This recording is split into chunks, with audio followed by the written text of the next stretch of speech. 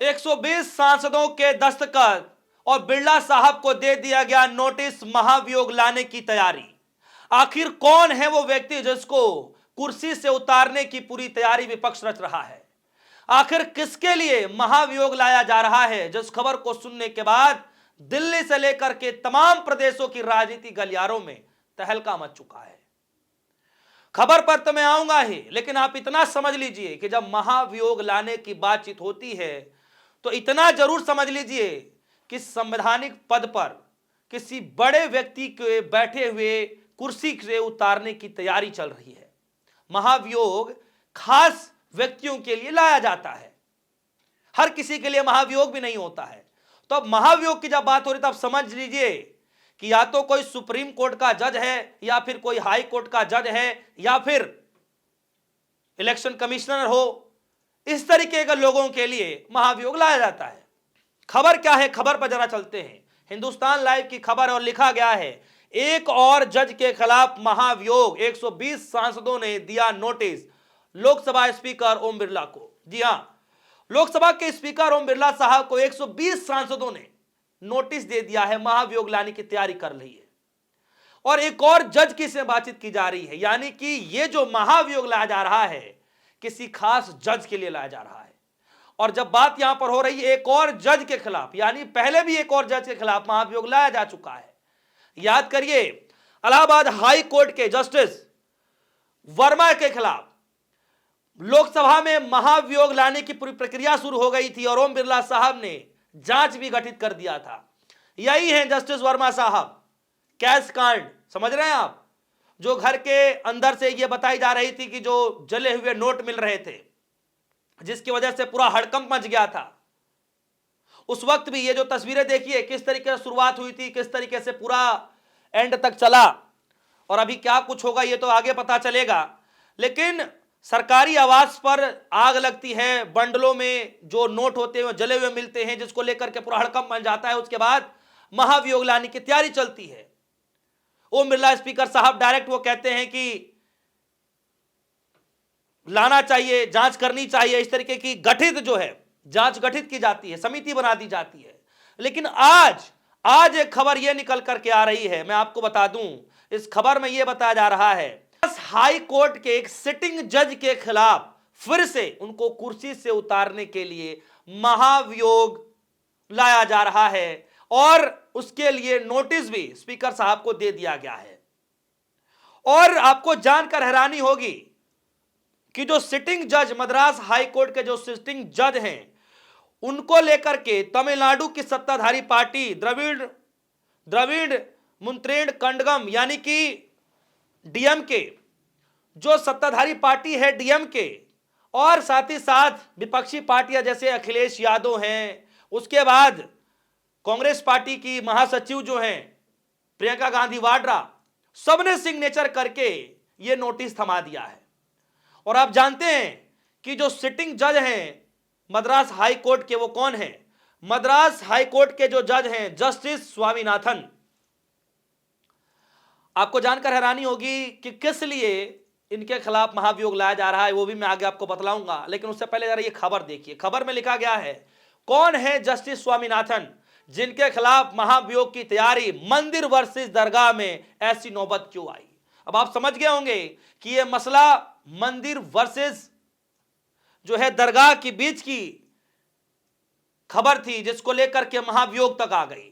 दरअसल खबरों में यह बताया जा रहा है कि जो जस्टिस स्वामीनाथन जी हैं, उन्होंने एक ऐसा फैसला दे दिया जिसके फैसले को तमिलनाडु की सरकार ने एक्सेप्ट ही नहीं किया।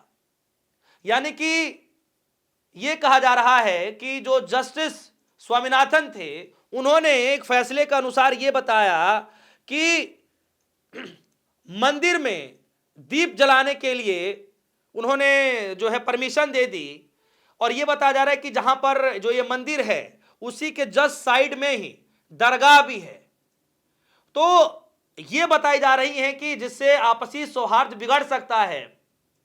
लेकिन यह बात जस्टिस साहब ने कहा कि चूंकि यह पारंपरिक है, दीप वहां जलानी चाहिए। मैं आगे बताऊंगा कि कहां पर दीप जलाना चाहिए, कैसे जलाना चाहिए, लेकिन उससे पहले मैं थोड़ा बता दूं आपको, डिटेल में आगे आऊंगा।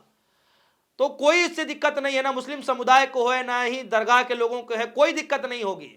लेकिन डीएमके ने कहा कि ये हिंदू और मुस्लिम के बीच में खाई पैदा करने वाली फैसले हैं, इसलिए तमिलनाडु की सरकार ने कहा कि हम आपके फैसलों को लागू ही नहीं करने देंगे।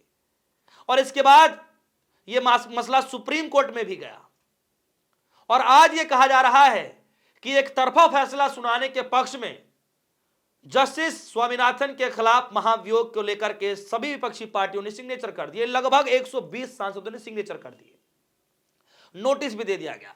अब खबर में आते हैं, लिखा गया है डीएमके की तरफ से यह कदम जस्टिस स्वामीनाथन के उस आदेश के बाद उठाया गया जिसमें पिछले दिनों उन्होंने निर्देश दिया था कि मुद्देर की थिरुपुरकुर्दम पहाड़ियों की चोटी पर एक दरगाह के पास स्थित मंदिर के दिबाथून पिलर के ऊपर पारंपरिक कार्तिकेय दीपम जलाया जाए। अब समझिए, यानी साफ शब्दों में आपको कहूं तो जरा समझिए, मैं आपको साफ शब्दों में बता देता हूं। साफ शब्दों में यह बताया जा रहा है कि मुद्देर की सुरवाकुर्दम पहाड़ियों की चोटी पर एक मंदिर है जो कि पारंपरिक कार्तिकेय दीपम वहां पर हमेशा जलाई जाती है, ऐसी जो है वहां की प्रथा रही है। लेकिन कोर्ट ने कहा कि वहां पर दीप जलाना चाहिए, यह परंपरा है, इससे किसी भी दरगाह और मुस्लिम समुदाय के अधिकारों का उल्लंघन नहीं होगा। लेकिन तमिलनाडु सरकार ने मना कर दिया, यह कहते हुए कि कानून व्यवस्था खराब हो सकती है, इसीलिए हम इस आदेश को लागू नहीं करेंगे। और इसी वजह से डीएमके के निशाने पर जस्टिस